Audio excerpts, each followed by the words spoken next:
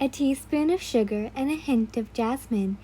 The air wafts of vanilla, aroma of sweetened milk, sweet of baked food, smells of baked food, and a little tranquil in the adbomb. For vague whispers of the wind, and a bird distant singing by itself.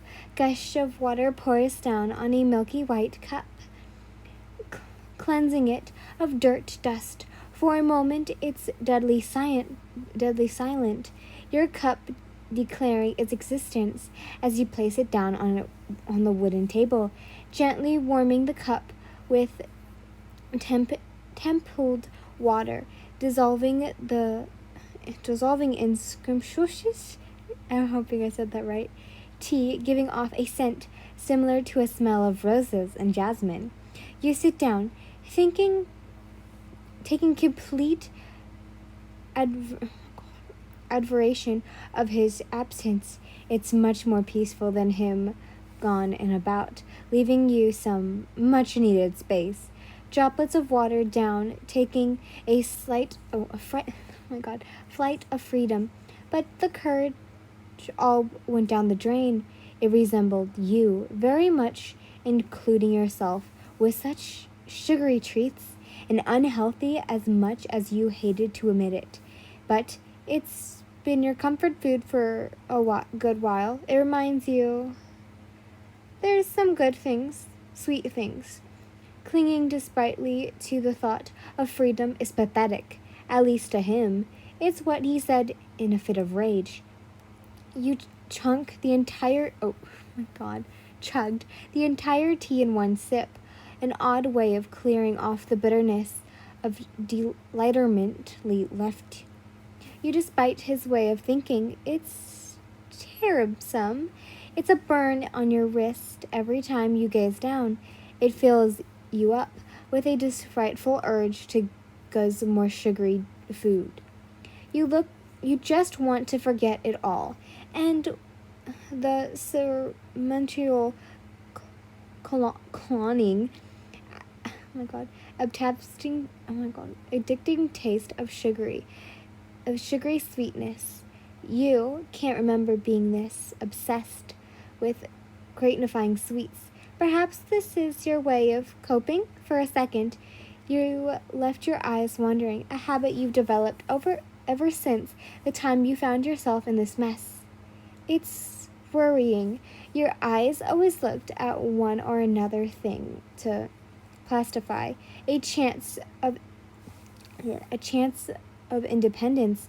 You throw your gaze to the ticking clock, watching the time flow away. Your sure time. In a few minutes, he might appear, his stoic face, with a underlying layer of fondness. It focuses dread to take the lead, filling your thoughts with neglective and undesirable sensations. This time of day is one thing you look forward nowadays. The time you spend it alone, and much better than with him. You do not wish to tolerate him. You might crack under this intense, overwhelming emotion. You usually find out his arrival by the sound of footsteps, and you especially selected the highest floor to hinder his appearance as much as you could. As you've lost in thoughts, you think you heard footsteps, a little vague but close. You prepare for the worst, too, familiar with his footsteps, to discern how honestly in his mood. Today, it's heavy, but oddly soft. Maybe he's upset of you. Maybe he's upset that you didn't greet him when he arrived. Nonetheless, you knew something was off. And turns out you were right. Something is up. Although he hasn't quite said it, you think it's because of something you did. Perhaps it's due to you're oddly quiet today. Todoroki speaks. You draw in a breath, mentally preparing yourself.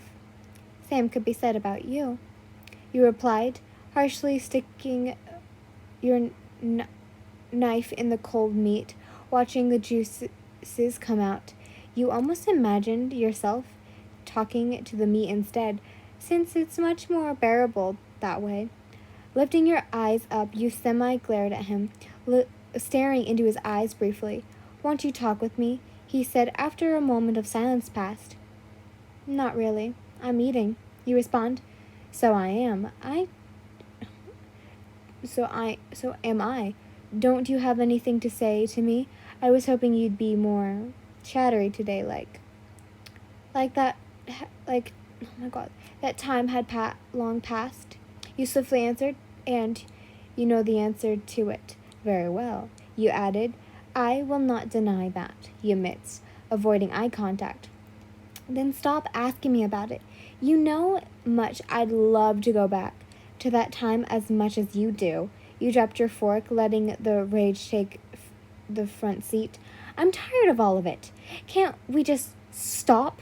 You retaliated. "The strong walls you've built until now are crumbling, slowly. But the moment you let go, it's going to be empty, broken. You don't want your lower your guard down and competently cloy him into thinking you've now obedient, as he puts it. You expect me to give you a reaction. When I do, you don't give me a small word of agreement or anything. I understand what you're trying to say, but you know we can't stop now. We have a long way to go. You can't just give up." "Did you think twice before doing this?" you questioned. "It hurts, you know, how much it pains you. I just want to go home. Forget about this. Wasn't I, an annoying lady?" "There was before I got to know you," he retorted. "I do not wish to let you leave." "Why not? Haven't you kept me here long enough?" You snarled, not regretting it at first, but after demure changed, you're having second thoughts. You do not let it manifest on your face, however. You keep quiet, eyeing him intently, watching out for any telltale sign of his displeasure. "Why are we fighting just because I asked you a simple question? Do you dislike me that much?" He asks. He says it with a tone you haven't heard him speak in a long time. Hurt? Sorrowful? You kept hum, looking down in an attempt to ignore his ways of guilt tripping you, ready to leave after a half-eaten meal to get some much-deserved peace and quiet.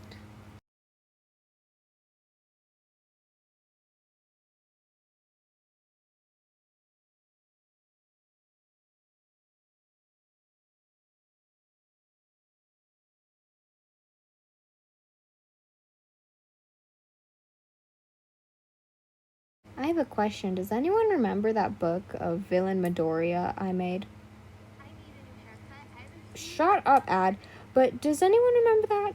If so, would you like me to read off the final parts of it that is been released? And technically, um, in all, it is completely done, and I am working on another book because it does give some little tiny little hints to the second book I will be making. But I have one question. Would you like me to finish it? Because if you guys will, or would, I will finish it.